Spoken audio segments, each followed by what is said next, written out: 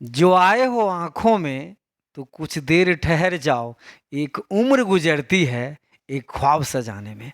नमस्कार दोस्तों, मैं मनीष कुमार, टीचर ऑफ केंद्रीय विद्यालय। आज एसएसटी के एक मॉडल क्वेश्चन पेपर पर डिस्कस करेंगे। आपके जो बोर्ड एग्ज़ाम है उसमें बहुत बड़ी मदद मिलेगी। पैटर्न पे किस तरह के क्वेश्चन आंसर होने चाहिए और एग्जैक्ट हूबहू इसी सेट पे आएगा। हालांकि ये केंद्रीय विद्यालय के प्री बोर्ड में आया है तो इसके आंसर पे भी हम डिस्कस करते हैं। तो आइए देखते हैं क्या है। तो पहली बात जो है इसमें तो पैटर्न पे डिस्कस हो रहा है। क्या पैटर्न पे डिस्कस हो रहा है कि प्री बोर्ड का एक क्वेश्चन पेपर है केंद्रीय विद्यालय का, क्लास 10 सब्जेक्ट सोशल साइंस, 3 घंटे का पेपर, मैक्सिमम 80 मार्क्स का है। मैंने बताया कि बार बार, और ये सब इस तरह का आपको पैटर्न देखने को मिलेगा। तो आइए इसके क्वेश्चन पे चलते हैं सीधा सीधा। क्या होता है इंस्ट्रक्शंस में, मैं इंग्लिश में ही बता देता हूँ, हिंदी और इंग्लिश दोनों में मिलेगा आपको लिखा हुआ। आपको पता ही है कि अलग अलग सेक्शंस होंगे। क्या कौन कौन सा सेक्शन होगा? तो पहला है question paper comprises 5 section A B C D E. There are 32 questions, 32 questions हैं in the question paper. All questions are compulsory. Section A मतलब 1 से 16 तक है, ऑब्जेक्टिव टाइप है, एक एक नंबर का है। और सेक्शन नेक्स्ट जो है बी, ये बातें हो गई। क्वेश्चन पेपर कंप्राइजेज 5 सेक्शन, ये अपना दिया हुआ है, ठीक है। और ये 17 से 22 तक यानी 17 से 22 तक होगा, वो डिस्क्रिप्टिव पेपर होगा जो 3 मार्क के होंगे। उसका 80 वर्ड्स में आप मैक्सिमम जवाब दे सकते हो। मतलब ये ध्यान रखना है। फोर्थ क्वेश्चन जो सेक्शन सी होगा वो 23 से 26 तक ये पैसेज होगा, मतलब पैसेज पढ़ के मुफ्त में, जैसे इंग्लिश और हिंदी का आप जवाब देते थे, इस तरीके का होगा। तो आइए आगे बढ़ते हैं और फिर दूसरे पैटर्न देखते हैं कि और आगे क्या क्या होगा। बाकी लास्ट वाला जो क्वेश्चन होगा, ये लिख रहा है जो नेक्स्ट क्वेश्चन 27 से लेकर 31 तक, वो लॉन्ग टाइप क्वेश्चंस होंगे। उसका भी आपको आंसर देना है, 120 वर्ड्स में आप जवाब दे सकते हो। और लास्ट में जो 32 होगा, इसमें 2 क्वेश्चंस होंगे। पहला 2 वर्ड का पूछा जाएगा, मैप पे डिनोट करना है आपको। और उसका जो नेक्स्ट पार्ट होगा वो 3 क्वेश्चंस होगा, ऑप्शन मिलेगा 5 में से कोई 3 मैप के क्वेश्चंस करने हैं। ये इंस्ट्रक्शंस आप अपने पेपर में जब भी मिलता है रीडिंग करने के लिए ध्यानपूर्वक पढ़ना। बच्चे क्या करते हैं, टाइम वेस्ट करते रहते, नहीं, उसको इंस्ट्रक्शंस को ध्यान से पढ़ना है। अब हम पैटर्न पे, अब क्वेश्चंस पे डिस्कस करते हैं कि क्या क्या बातें पूछी जाती है और आपको एग्जैक्ट हूबहू बोर्ड की फीलिंग वाली क्वेश्चंस है। तो पहला है, इसमें जो पहला क्वेश्चन है, ये तो इसको मैं थोड़ा छोटा कर लूँ तो मुझे लगता है दिख जाएगा आपको, इंग्लिश और हिंदी दोनों में, ताकि आपको दिख जाए। इसमें स्टेटमेंट दिया हुआ है पहला क्वेश्चन। ये क्वेश्चन स्टेटमेंट का है और पूछ रहा है कि इसमें से कौन सा सही है, which of the following is the correct answer. From the very beginning, पहला दिया है A, from the very beginning the French revolutionaries introduced various major and practices like the idea of a new tricolour, French flag. और दूसरा R दिया है, this was done to create a sense of collective identity amongst the French people. Options में दे रहा है कि ए और आर दोनों सही है, फिर लिख रहा है both A and R true, मतलब करेक्ट है, और एक्सप्लेनेशन है। और फिर दे रहा है कि A is correct but R is wrong, और डी है A is wrong but R is correct. इसका सही आंसर है फर्स्ट। इसका फर्स्ट आंसर सही है कि both A and R true and R is the correct explanation of A. सही बात है, इसका पहला इसका आंसर ये है। मैं ये भी एक अलग से वीडियो बनाऊंगा कि आंसर कैसे लिखना है। फिलहाल इस के क्वेश्चन पे डिस्कस करते हैं। आपको एग्जैक्ट ये क्वेश्चन पेपर चाहिए तो आपको डिस्क्रिप्शन में डाल देंगे, आप वहां से डाउनलोड कर लेना। फिर भी आपको दिक्कत हो डाउनलोड करने में तो आप कमेंट में लिखना, मैं आपको डायरेक्ट आपके व्हाट्सएप पे या जैसे भी वो भेज दूंगा। जैसे भी आपको मदद करूंगा, इसका आंसर भी और क्वेश्चन भी। आप यदि 10 सेट सॉल्व कर लेते हो तो यकीन मानो, इससे पहले भी मैंने मैप पे क्वेश्चन बनाया था और एग्जैक्टली इस पेपर से पहले बनाया था, एग्जैक्टली 5 के 5 क्वेश्चन प्री बोर्ड में, इसी प्री बोर्ड में, केंद्रीय विद्यालय के पेपर में, इसी प्री बोर्ड में 5 के 5 क्वेश्चन मैप से आया है। तो अब आगे बढ़ते हैं और देखते हैं कि नेक्स्ट क्वेश्चन क्या है। सेकंड क्वेश्चन कह रहा है, सेकंड क्वेश्चन पे हम डिस्कस करते हैं। सेकंड क्वेश्चन कह रहा है कि 1815 में, मतलब वियना कांग्रेस वाज, है ना, convened in 1815 for what purpose. 1815 में वियना सम्मेलन किस उद्देश्य से आयोजित किया गया था? तो इसका सीधा आंसर है कि to declare completion of German unification, to restore conservative regime in Europe, to declare war against France, या to start the process of Italian unification. तो इसका सीधा आंसर है, इसका सीधा आंसर है second, to store conservative regime in Europe. ठीक है ना, टू रीस्टोर मतलब फ्रांस यूरोप में रूढ़िवादी व्यवस्था को पुनः लागू करने के लिए। तो ये ध्यान रखना है। अब नेक्स्ट क्वेश्चन पे बढ़ते हैं। बहुत इंपॉर्टेंट क्वेश्चन, जरूरी नहीं कि प्री बोर्ड में आया तो आपके बोर्ड में नहीं आएगा। इसी सब में से आप 5, 7, 10 प्री बोर्ड के क्वेश्चंस को प्रैक्टिस कर लेते हो। प्री बोर्ड लिया ही जाता है इसलिए कि आप बार बार इस बहाने क्वेश्चन की प्रैक्टिस करो। लिखा है कि Dandi march was undertaken to protest against. Dandi march निम्न में से किसके विरोध में आयोजित किया गया था? नमक के ऊपर, मतलब the salt tax, protest against Rowlatt act, the protest against Indigo tax, या लॉन्च क्विट इंडिया मूवमेंट। अब सबका वर्णन करेंगे तो ज्यादा लंबा हो जाएगा। दांडी मार्च जो साबरमती आश्रम से गांधी जी कहाँ गए थे? दांडी के लिए, साबरमती आश्रम से अपने 78 सहकर्मियों के साथ लगभग 33 किलोमीटर। तो नमक के ऊपर यानी कि सॉल्ट टैक्स का विरोध करने के लिए उन्होंने किया था। इसका एग्जैक्ट आंसर ये है। ठीक है, अगला बढ़ते हैं, आगे देखते हैं क्वेश्चन को। फोर्थ क्वेश्चन क्या कह रहा है? फोर्थ क्वेश्चन कह रहा है कि which one of the following is an example of non renewable resources। इनमें से कौन सा अनवीकरणीय संसाधन का उदाहरण है? मतलब रिन्यूएबल का मतलब जिसको फिर से बनाया जा सके, और नॉन रिन्यूएबल का मतलब फिर से नहीं बनाया जा सके। तो रिन्यूएबल का मतलब होता है जैसे सोलर एनर्जी है, टाइडल एनर्जी है, ये सब फिर से जितनी मात्रा में खर्च करो फिर से बन जाता है। नॉन रिन्यूएबल में पेट्रोलियम की जितने पेट्रोल, डीजल, कोयला ये सब आता है। तो देखो इसमें कह रहा है कि which of the following is example of non renewable resource. तो कह रहा है कि solar energy, tidal energy, petroleum या हाइडल एनर्जी।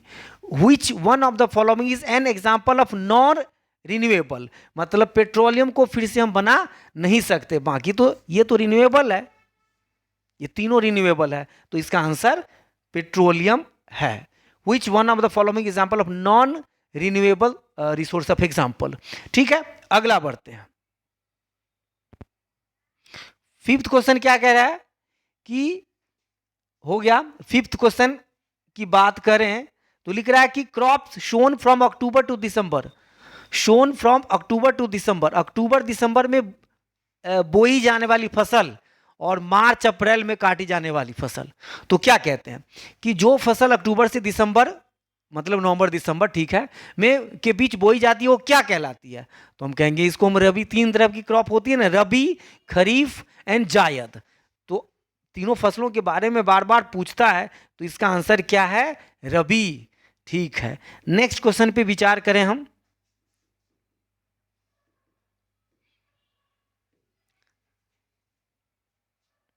सिक्स क्वेश्चन कह रहा है कि dash the golden fibre is dash, the golden fibre is dash, dash सुनहरी रेशा है, तो इसको जूट को कहा जाता है। सुनहरी रेशा है, किसको कहा जाता है? जूट को। ध्यान रखना आपको, जूट, हिंदी में जूट लिखते हैं। ठीक है, ये ध्यान रखना है।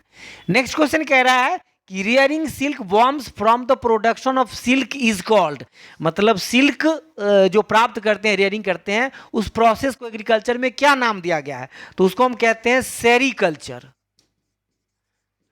सेरीकल्चर कहते हैं। खेती को कहते हैं एग्रीकल्चर, रेशम उत्पादन यानी कि सिल्क को उत्पादन को कहते हैं सेरीकल्चर, और फल फ्रूट्स के जो प्रोडक्शन करते हैं बड़े मात्रा में उसको कहते हैं हॉर्टिकल्चर, मछली उत्पादन को कहते हैं हम पीसी कल्चर।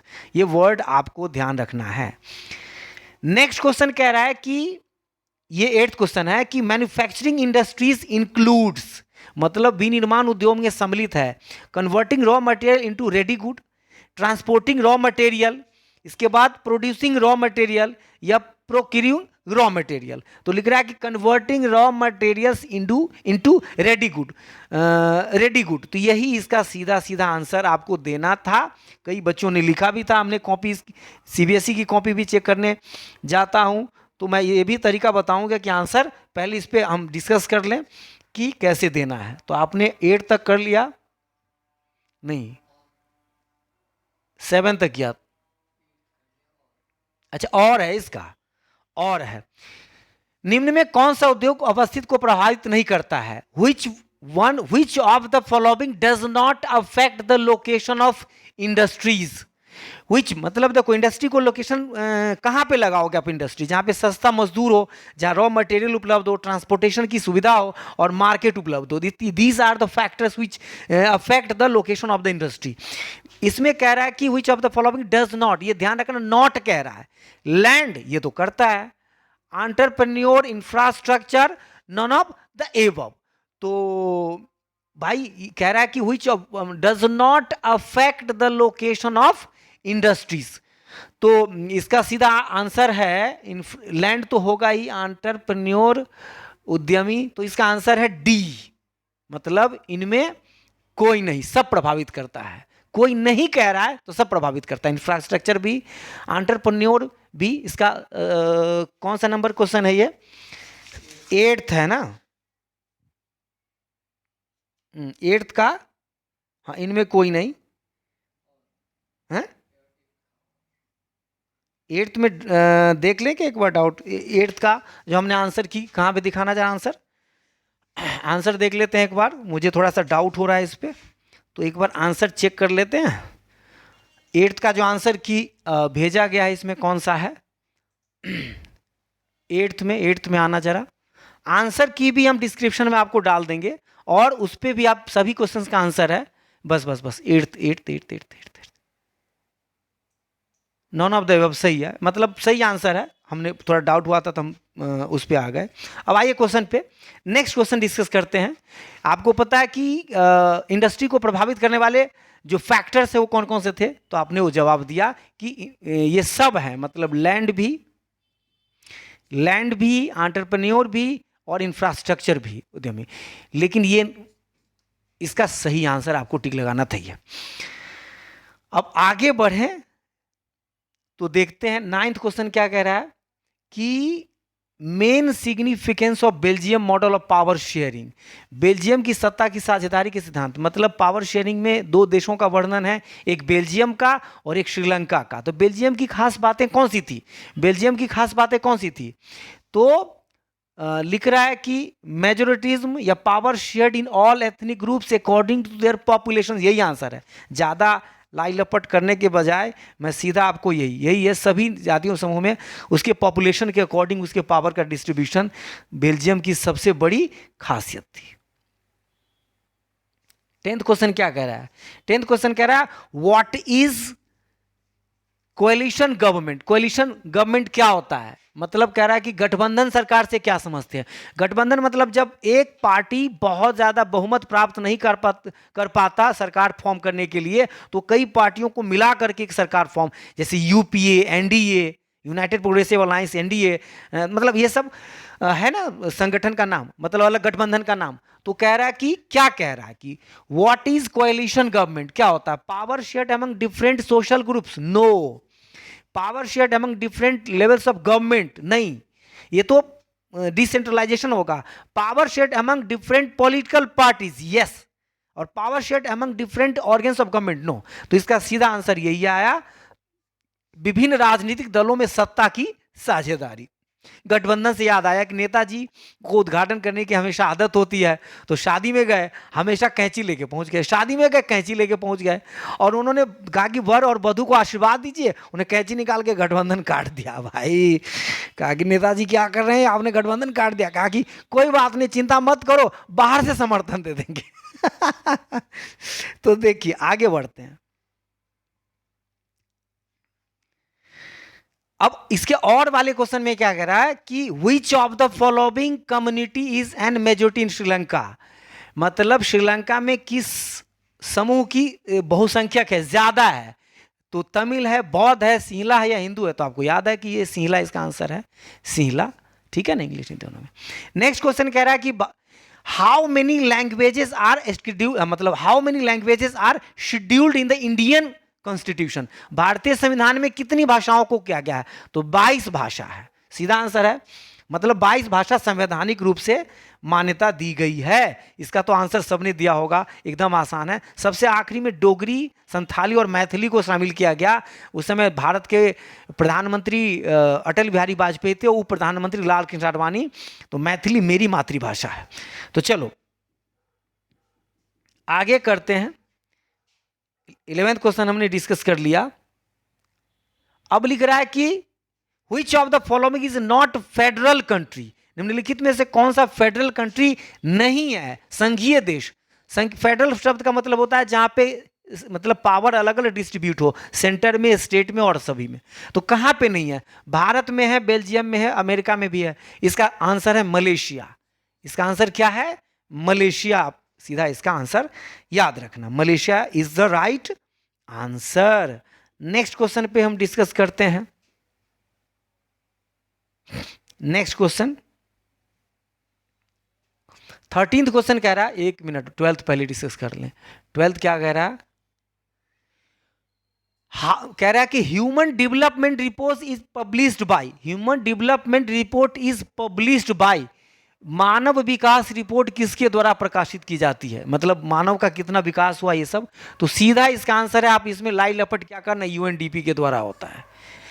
नेक्स्ट क्वेश्चन लिख रहा है apart from income things desired for development by people are, development chapter economics first से, कि मतलब इनकम के अलावे व्यक्ति को किस चीज की ख्वाहिश होती है, फ्रीडम की, इक्वल ट्रीटमेंट की, सिक्योरिटी की, ऑल ऑफ द एबव की। सीधा आंसर इसका ऑल सब की, यानी ऑल ऑफ द एबव इसका सही आंसर है। तो अगले पार्ट के क्वेश्चन के अगले पार्ट में डिस्कस करें। आपके पास क्वेश्चन पेपर है, कई बच्चों के पास नहीं है, तो पहले आप डाउनलोड कर लें डिस्क्रिप्शन से और फिर उसको करें और फिर आंसर मैच करें, और आंसर की भी डायरेक्टली मैं इसका कर दूंगा। कहां पे थे, हो गया इक्वल के all of the above. Next question कह रहा है कि लिख रहा है कि करेंसी इज इशूड बाय, किसी भी सरकार का जो करेंसी है वो कौन इशू करता है, मतलब भारत का रुपया है, शेरशाह सूरी ने सबसे पहले रुपया वर्ड का मतलब रुपया करेंसी चलाया था, तब से है। इसके बाद नेपाल का टका है, ऐसे यूज होता है अलग अलग देशों में, डॉलर, पौंड, ये सारा। तो कह रहा है कि currency is issued by RBI on the behalf of central government, by president, by finance minister, none of the above. तो आरबीआई इसका सही आंसर, केंद्र सरकार की अनुशंसा पर आरबीआई के द्वारा जो भी काम होता है पैसों से संबंधित, नोट ये सब छापना, वो आरबीआई के द्वारा होता है। पता नहीं मोदी जी आगे सीधे कहे कि आज रात 8 बजे से ये हो जाएगा, मतलब ये काम आरबीआई का था, लेकिन भारत के प्रधानमंत्री ने आकर अनाउंस किया। इस बात के लिए भी कई लोग मतलब इस पे चर्चा किए। तो चलिए आगे करते हैं। नेक्स्ट क्वेश्चन 15 लिख रहा है, नेक्स्ट क्वेश्चन कह रहा है कि हो गया ना ये, हाँ ठीक है, इसका आंसर तो हमने कह दिया आरबीआई द्वारा। लोन के लिए सुरक्षा की गारंटी कहलाता है सिक्योरिटी प्लेज अगेंस्ट लोन। तो क्या इसको हम सीधा आंसर मैं कहूं कोलेटरल कहते हैं, इसको समर्थक ऋणधार कोलेटरल कहा जाता है, कोलेटरल कहा जाता है। इस बात को आप ध्यान रखिएगा, मैं बार बार कह रहा हूं, हर चैप्टर से ऑब्जेक्टिव क्वेश्चंस को प्रैक्टिस करें, you will get more and more mark.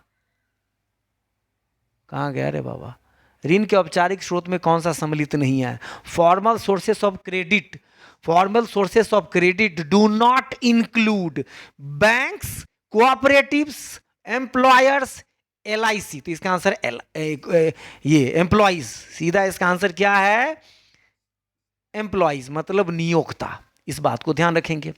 Next question कह रहा है कि उदारीकरण में सम्मिलित नहीं है, उदारीकरण में सम्मिलित नहीं है।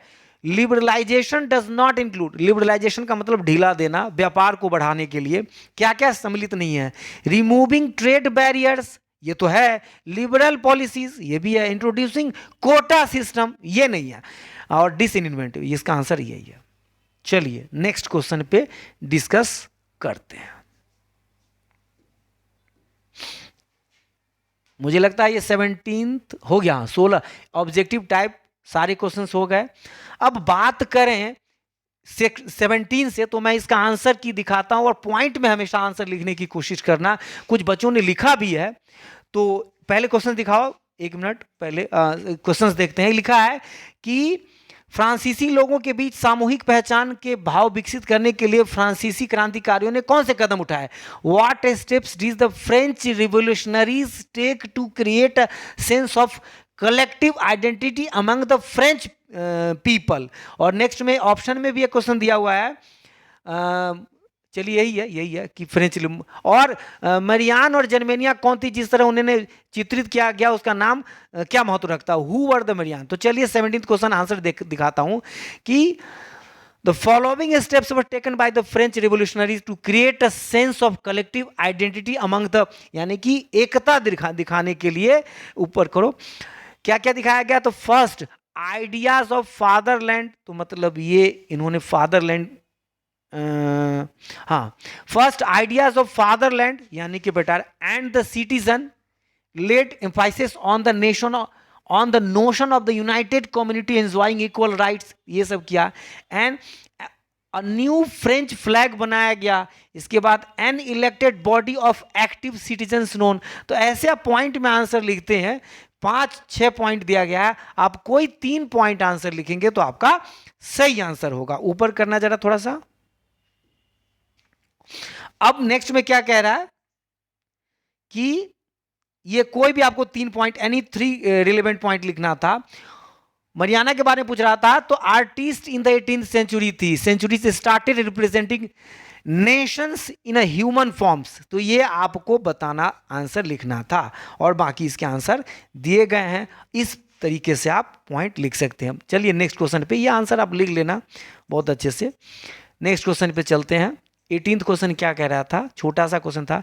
18th वही फेमस रॉलेट एक्ट की लिख रहा है कि What do you know about the Rowlatt Act? How did Gandhi ji plan to oppose this act?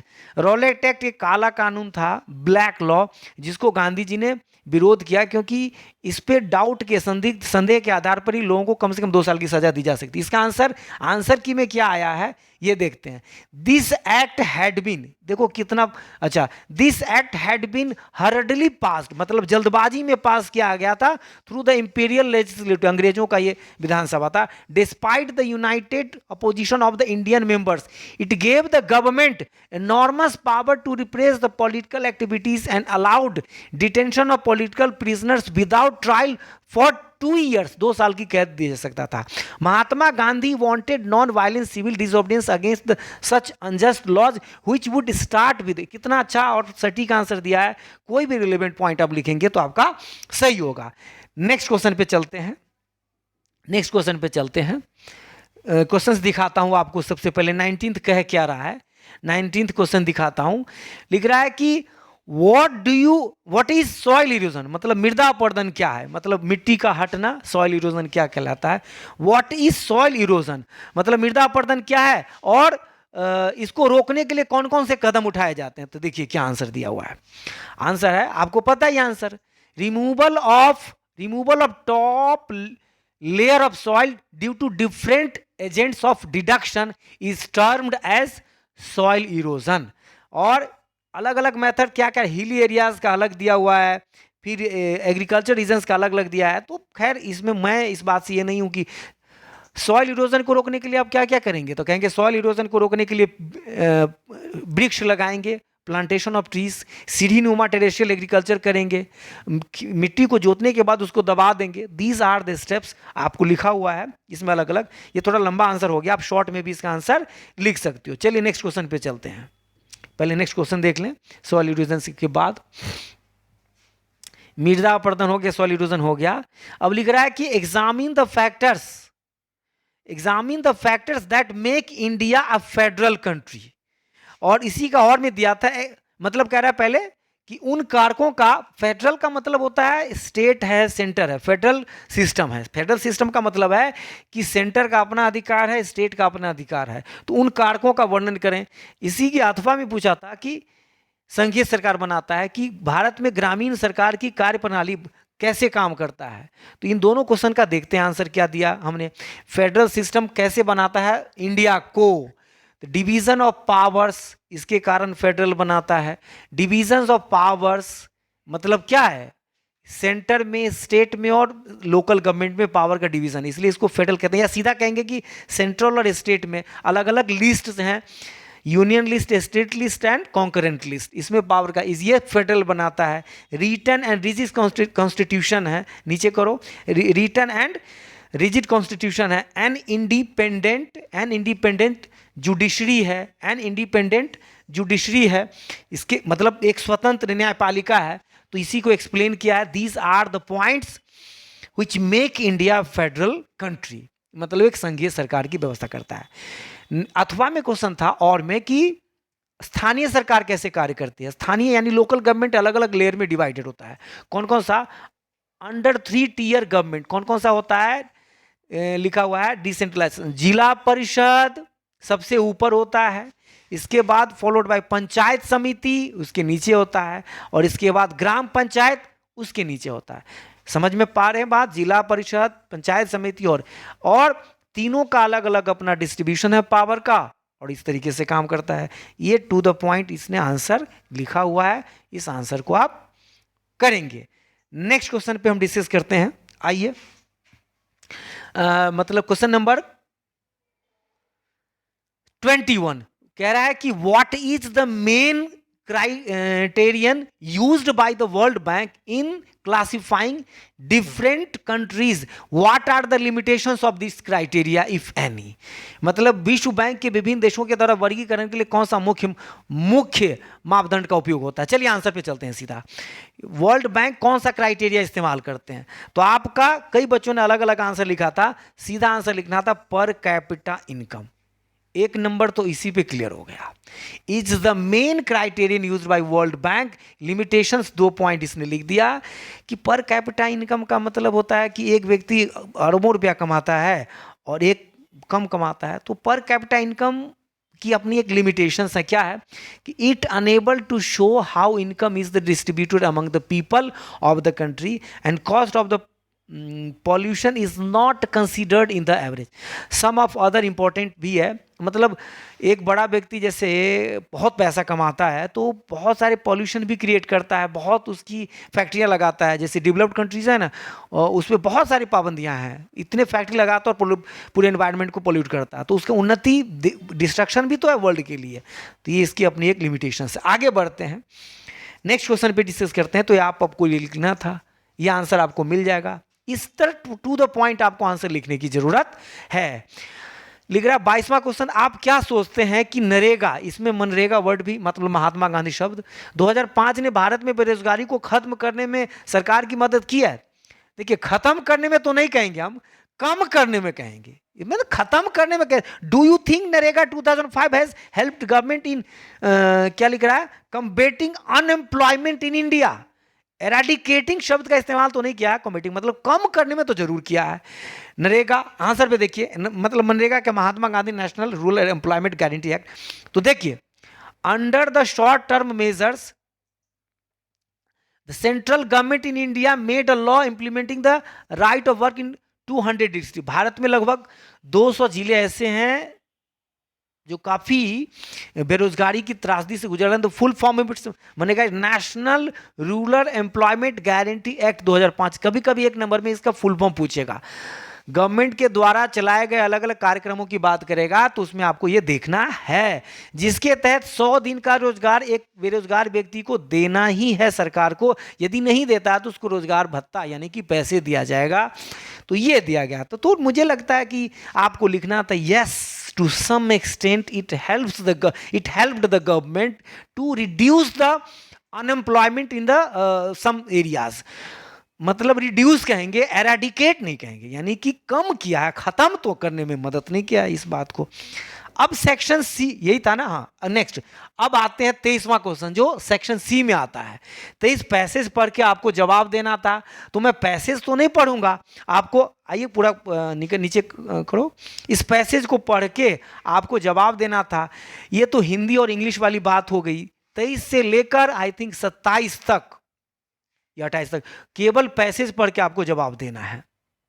कहाँ चलेगा? 23वां पे चलो। हाँ, शुरुआत करो क्वेश्चन को। हाँ, 23.1 में यहाँ पे ये एक स्पीच है, ऊपर में आप पढ़ लेना, मैं सीधा आंसर पे आता हूँ।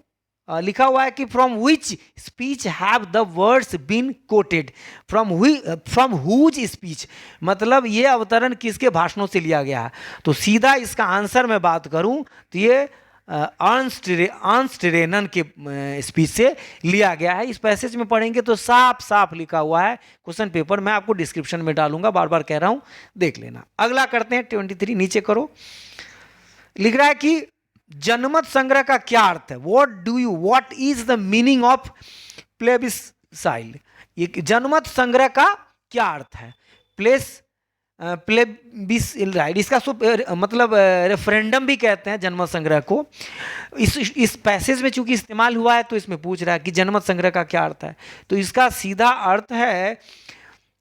अर्थ है कि किसी प्रस्ताव को स्वीकार या रद्द करने के लिए लोगों के द्वारा प्रत्यक्ष मतदान, मतलब ये बिल पारित हो या अच्छा है या नहीं है। तो क्लास में एक रेफरेंडम करवाते हैं कि बोलो कौन पढ़ना चाहता है, तो 90% हाथ खड़े हो जाते हैं। सर कौन नहीं पढ़ना चाहता, 90% हाथ खड़े हो गए। कौन पढ़ना चाहता है, 4 हाथ खड़े हुए हैं। तो ये ही है रेफरेंडम, मतलब लोगों को पूछा जाता है डायरेक्टली। तो इसका सीधा आंसर है क्या क्या दिया था? हाँ यही आंसर है, थर्ड आंसर है, direct vote by people of region to accept और रिजेक्ट द प्रपोजल।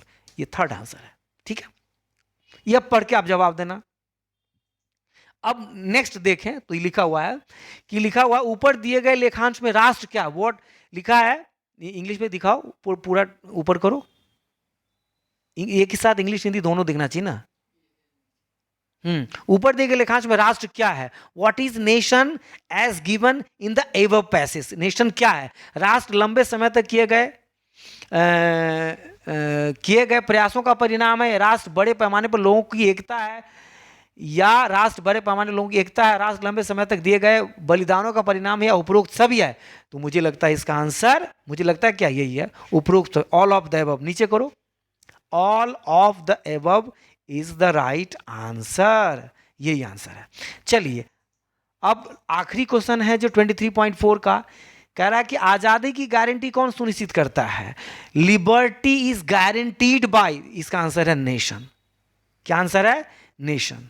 हो गया आंसर। तो ये चारों आंसर हो गया 23 का। 24 क्वेश्चन में फटाफट मैं बता देता हूं। ये पैसेज है, आपको पढ़ना है।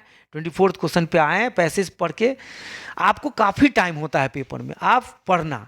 ये लिख रहा है कि टेक्सटाइल इंडस्ट्री इज, अब तो इसको पैसेज नहीं भी पढ़ोगे तो अनुमान से आंसर दोगे। टेक्सटाइल इंडस्ट्री क्या है? कपड़ा उद्योग है। बेसिक, मिनरल, हैवी, ये एग्रो, तो कहेंगे जी एग्रो है, कृषि आधारित उद्योग है। नीचे कीजिए, हाथ से बुनी खादी एक है, मतलब हैंड स्पन खादी इज, हाथ से बुनी खादी है, तो क्या है? केंद्रीकृत, भारी उद्योग, कुटीर उद्योग। तो इसका आंसर है कॉटेज इंडस्ट्री, कुटीर उद्योग, इसका सही आंसर है। नेक्स्ट, इनमें किसके द्वारा बड़े पैमाने पर रोजगार उपलब्ध कराया जाता है? इस निम्नलिखित में किसके द्वारा large scale employment is provided by? Power loom, mills, handlooms, या नॉन ऑफ दिस? हैंडलूम के द्वारा। किसके द्वारा? हैंडलूम के द्वारा। मतलब हथकरघा के द्वारा। हथकरघा का मतलब घरों में, नीचे कीजिए क्वेश्चन को, घरों में जो हथकरघा यानी छोटे छोटे कार्य होता है ना, सबसे ज्यादा तो एग्रीकल्चर और हथकरघा उसी से तो रिलेटेड है सब। भारत में सबसे ज्यादा रोजगार देता है। आखिरी दिया हुआ है कि टेक्सटाइल इंडस्ट्री इज लार्जली इन, मतलब जो टेक्सटाइल इंडस्ट्री है, कपड़ा उद्योग डैश उद्योग है। लार्जली वर्ड का इस्तेमाल इसने हिंदी में नहीं किया, इसलिए बेटा हिंदी और इंग्लिश दोनों का ट्रांसलेशन सही से देख लेना। हिंदी वाले इंग्लिश क्वेश्चन को भी पढ़ना जब समझ में नहीं आए तो, और इंग्लिश वाले जब लगे क्वेश्चन में कुछ कंफ्यूजन है तो हिंदी में पढ़ना। हालांकि दोनों केस में यदि हो तो इंग्लिश वाला वैलिड माना जाता है। देखो लार्जली क्या है, तो इसका आंसर है प्राइवेट सेक्टर। मोस्टली जो टेक्सटाइल इंडस्ट्री है वो प्राइवेट सेक्टर ही है, मतलब निजी उद्योग। चलिए आगे बढ़ते हैं, ये हो गया। अब 25वां क्वेश्चन देख, तो फ्री में नंबर लुटाया जा रहा है आज दुनिया के देश में, ये पढ़ना आप पैसेज। 25th क्वेश्चन की बात करें तो फर्स्ट है कि which is most popular form of government in the world. दुनिया में सबसे, अब इसमें पैसेज नहीं भी पढ़ते तो मुझे लगता है जवाब दे देते। क्या लिखा है कि which is the most popular form of government in the world, संसार में सरकार का सबसे लोकप्रिय रूप कौन सा है, तो कहेंगे जी लोकतंत्र है, डेमोक्रेसी। चलो आगे, लोकतंत्र। यदि नेक्स्ट क्वेश्चन देखें तो कह रहा है democracy does not ensure, democracy दिखाओ चारों option, democracy does not ensure, लोकतंत्र सुनिश्चित नहीं करता है क्या, regular elections, right of citizen, socio economic and political problems या कंडीशंस फॉर डेवलपमेंट। हम कहेंगे भाई प्रॉब्लम नहीं करता, सॉल्यूशन ढूंढता है, तो ये आपका आंसर है। सामाजिक, आर्थिक और राजनीतिक समस्याएं क्रिएट नहीं करता बल्कि उसका समाधान ढूंढता है। तो ये 25.2 का आप जिसने भी ये लिखा है उसका सही आंसर है। नेक्स्ट क्वेश्चन देखें तो हमारा लिखा हुआ है, और नीचे कीजिए, अच्छा, लोकतांत्रिक देशों में डैश होता है, नियमित चुनाव, मतलब democratic countries have regular elections, democratic rights, constitution या ऑल ऑफ द अबव। भाई लोकतांत्रिक देशों में तो सब होता है, चुनाव भी होता है, अधिकार भी दिए जाते हैं, एक संविधान भी होता है, और तो सही है, इसका आंसर ऊपर वाला सही, ऑल ऑफ द अबव है। 25.4 का इंग्लिश वाला लिखा हुआ है कि डेमोक्रेसी कैन, लोकतंत्र क्या कर सकता है, solve all socio economic problems, कोई भी दुनिया का कोई भी चीज है ना, कोई व्यक्ति है ना, कोई संस्था सभी समस्याओं का समाधान नहीं कर सकता, तो ये तो पहले गलत हो गया answer. Create conditions to achieve something, yes yes, कुछ पाने के लिए एक अवसर पैदा कर सकता है, ये सही है, कुछ पाने के लिए, सब कुछ पाने के लिए नहीं। डिक्टेटरशिप में भी और डेमोक्रेसी में भी प्रॉब्लम तो है ही। तो चलिए इसका आंसर हो ही गया, तो बाकी के बात को कौन देखे। चलते हैं हम नेक्स्ट क्वेश्चन पे डिस्कस करते हैं। 25वां पैसेज देखते हैं।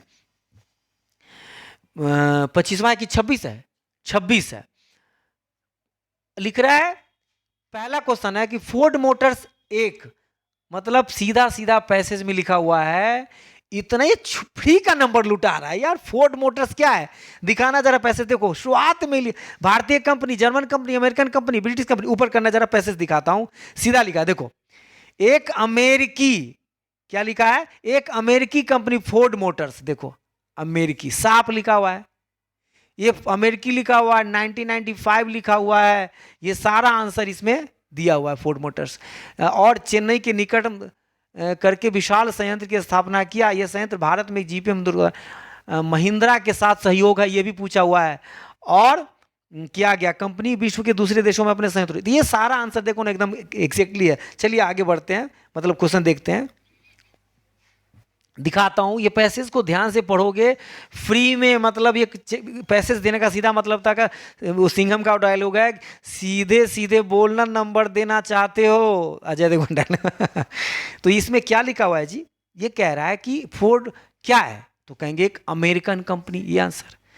फोर्ड मोटर्स भारत में कब आया, दिखाया था ना 1995 में, लिखा हुआ है साफ साफ। Ford Motors come in India 1995।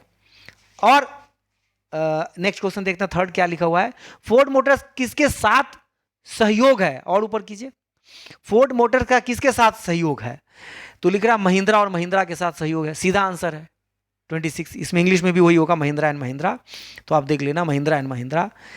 Fourth question है, फोर्ड मोटर्स भारत को किस रूप में विकसित करना चाहते थे। ये तीनों प्रश्नों का जवाब तो बड़ी सरलता से दिया जा सकता था।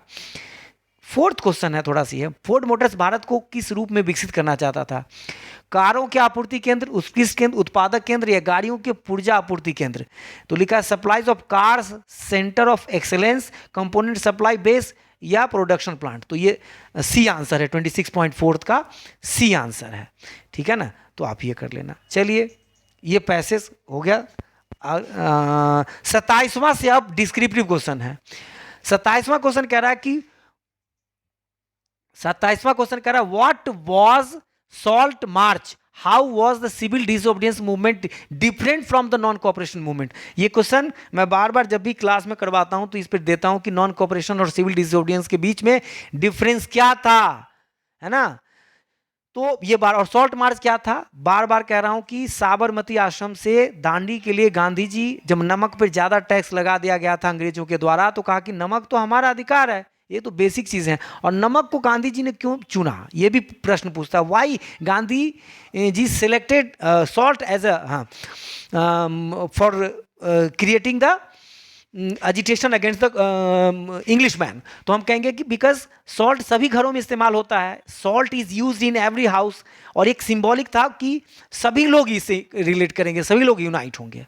तो ये आंसर आपको लिखा हुआ है कि a march by Mahatma Gandhi, a march by Mahatma Gandhi, है ना, in year 1930 against levy of tax on a salt and monopoly over production by British government. In this movement, people were now asked not only to refuse cooperation with the British but also to break colonial laws. तो ये सारा answer point wise लिखेंगे तो आपको बड़ी तरीके से answer number मिलेगा। नेक्स्ट क्वेश्चन देखते हैं 28वां, 28 क्वेश्चन देखते हैं कि क्या लिखा हुआ है। लिखा हुआ है, अच्छा खिलाफत इसका और भी दिया था। When and where खिलाफत committee was formed and what was it's objective. खिलाफत कमेटी की स्थापना कब हुई थी, तो कहेंगे कि जो फर्स्ट वर्ल्ड वार हुआ उसमें ब्रिटेन की जीत हुई और ईरान, मतलब वहाँ के जो खलीफा थे मुसलमानों के, उनको अपमानित करने का योजना बना रहा था। सारे मुसलमान यूनाइट होकर उन्होंने खिलाफत कमेटी मुंबई में बनाया है मार्च में 1919 में। गांधी जी ने उसका सपोर्ट लेने की के लिए सिफारिश किया, कांग्रेस पार्टी में ये बात उठाई कि यदि हम नॉन कोऑपरेशन मूवमेंट को बड़ा मास लेवल पे ले जाना चाहते हैं तो हम उस खिलाफत मूवमेंट को सपोर्ट करना पड़ेगा। तो यही सब आंसर लिखा हुआ है। लिखा है the Khilafat committee was formed in Bombay in March 1919। Mahatma Gandhi felt the need to launch a broad based movement, जैसे ऑटोमन एम्पायर के after the first world war treaty imposed, Gandhiji saw the Khilafat movement as a great opportunity to bring Hindu and Muslim communities together under the umbrella of a unified national movement, Hindu Muslim एकता को unite करने के लिए। अच्छा 28वां question यहीं पे देखता हूं, 28वां एक बार दिखा दो ऐसे कि पर्यटन क्या है। सीधे सीधे बोलना, नंबर देना चाहते हो, बताओ ना। टूरिज्म से रिलेटेड पर्यटन से क्या लाभ है, कहा कि एक कल्चरल एक्सचेंज होता है, हमें करेंसी प्राप्त होता है, ये मतलब पर्यटन से क्या लाभ है। तो भाई पर्यटन से आप क्या समझते हैं, इसके क्या लाभ है, what do you mean by tourism and what are the advantages, ये सीखिए। चलिए 28वां आंसर दिखाओ, फिर और वाली बात की बात करेंगे। तो आप नहीं लिख दोगे, आंसर नहीं लिख दोगे कि पर्यटन से क्या लाभ है।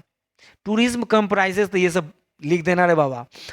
ये क्या करता है, टूरिज्म में क्या क्या फायदा है, प्रोवाइड जॉब अपॉर्चुनिटी, लोकल को जॉब मिलता है, प्रमोट्स नेशनल इंटीग्रेशन, एक जगह से दूसरी जगह जाते हैं तो देश यूनाइट होता है, सपोर्ट्स एक दूसरे के समझते हैं, लोकल हैंडीक्राफ्ट को फायदा मिलता है, helps in cultural integration, help to earn foreign exchange, ये सब आप लिख दोगे।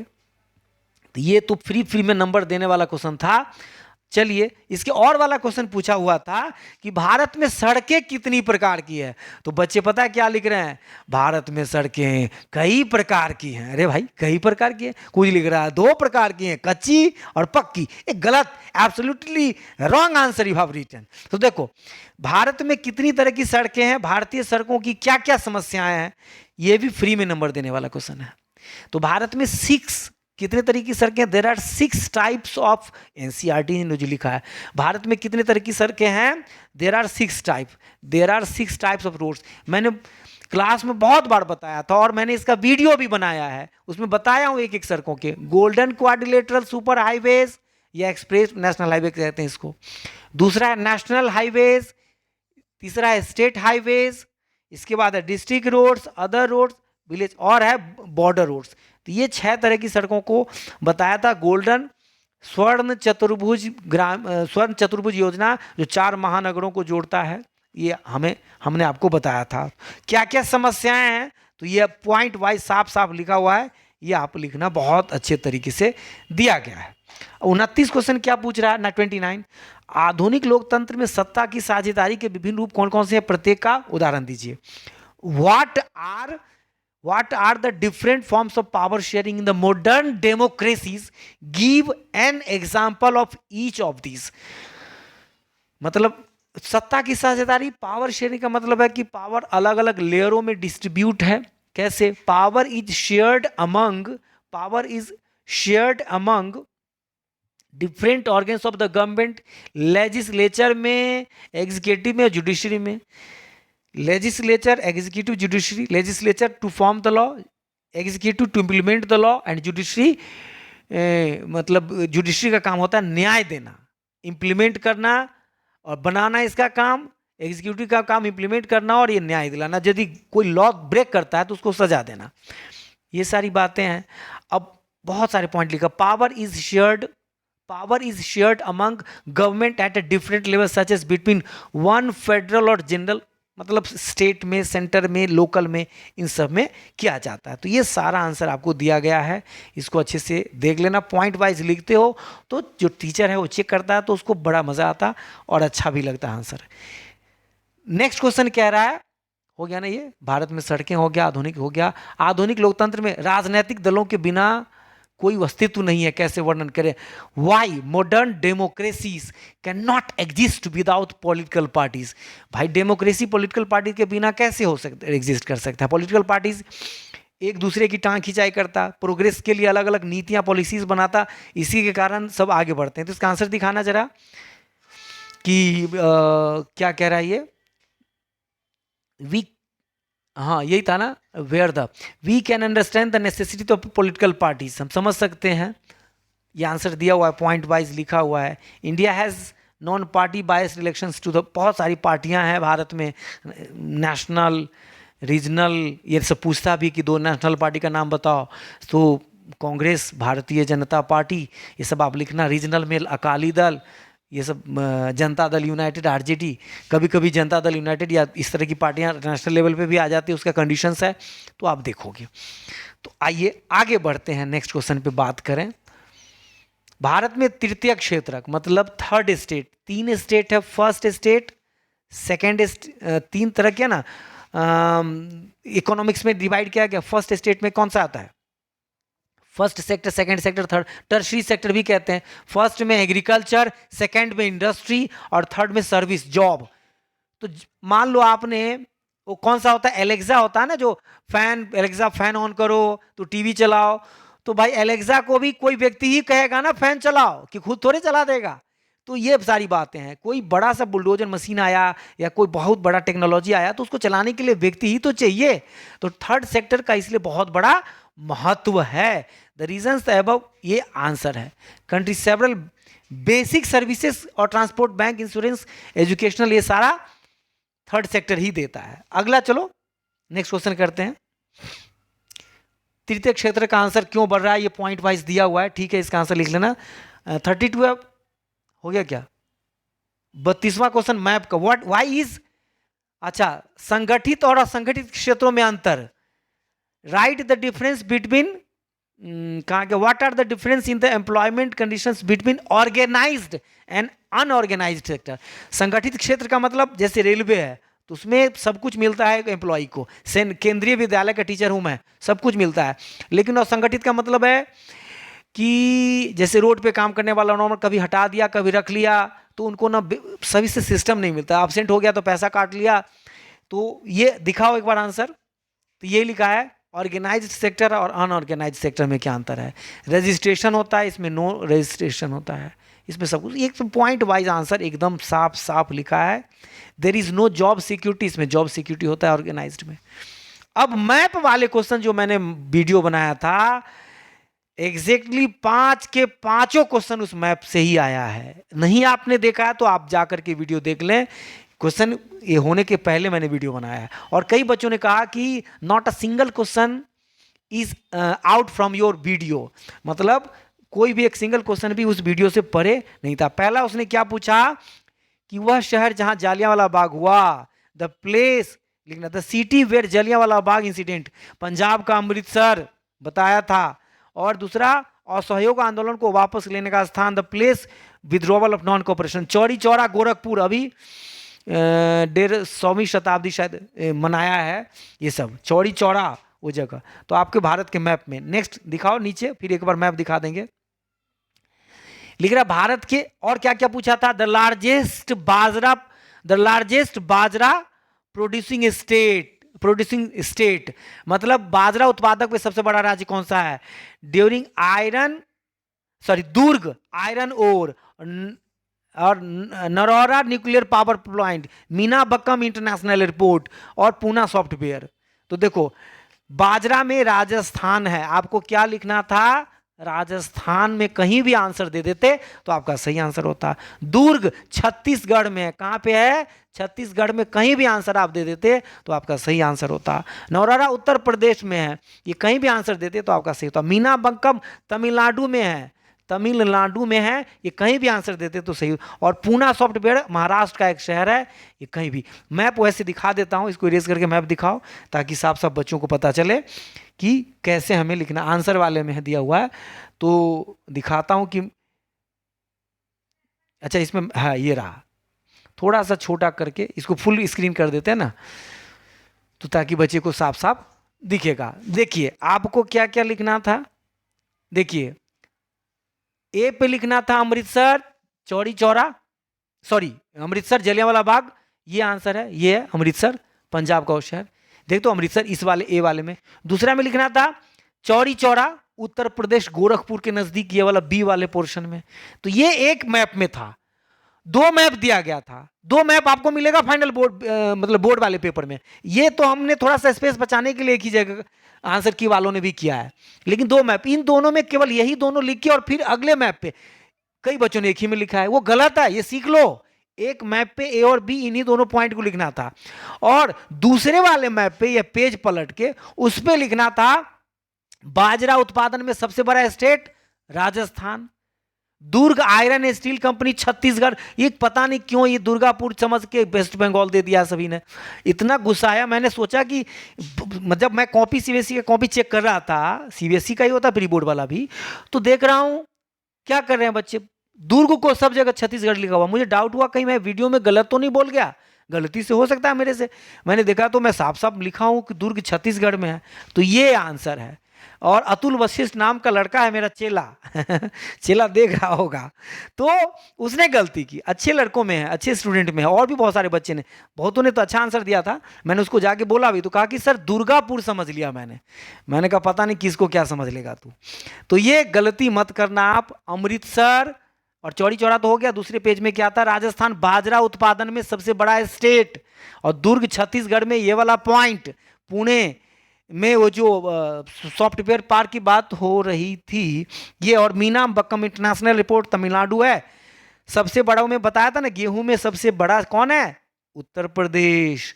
बाजरा में आपको राजस्थान दे दिया, गन्ने में भी उत्तर प्रदेश है, चाय में असम है। इस तरीके से आप देख सकते हैं, मसालों में केरला है, कॉफी में कर्नाटका है, ठीक है। और एक नरोरा पावर प्लांट ये उत्तर प्रदेश में है, ये ध्यान दे देना। तो मैं अलग अलग मैपों में दिखाना, ये सारा बताया हूं, नहीं हो तो आप वीडियो में जाके देखना। तो इस तरीके से और भी अब मैंने प्लानिंग किया है कि जो भी हिस्ट्री के 2 क्वेश्चंस हैं उसमें 100 क्वेश्चन का ऑब्जेक्टिव तैयार कर रहा हूं, मोस्ट इंपॉर्टेंट, जो आपके पेपर में बहुत बड़ा रोल अदा करेगा, तो वो मैं डिस्कस करूंगा। इसके बाद ऑब्जेक्टिव क्वेश्चंस तो करूंगा ही हिस्ट्री में दोनों का, और बाकी पॉलिटिकल साइंस इकोनॉमिक्स सब में, ज्योग्राफी में, साथ के साथ उसके मोस्ट इंपॉर्टेंट क्वेश्चन, मतलब ऑब्जेक्टिव 100 क्वेश्चंस का बंडल अलग होगा जो डिस्कस करूंगा वीडियो में, जिस जो आपके पेपर में उसी में से आएगा, उससे बियॉन्ड हो ही नहीं सकता है। और साथ के साथ इंपॉर्टेंट क्वेश्चंस का भी सीरीज तैयार करूंगा, 5 से 10 क्वेश्चन, उससे ज़्यादा क्वेश्चन नहीं दूंगा। इसको आप कर ले तो आपके पास 2-3 महीने हैं, तो निश्चित रूप से आप बेहतर अंक प्राप्त करोगे। Thank you very much.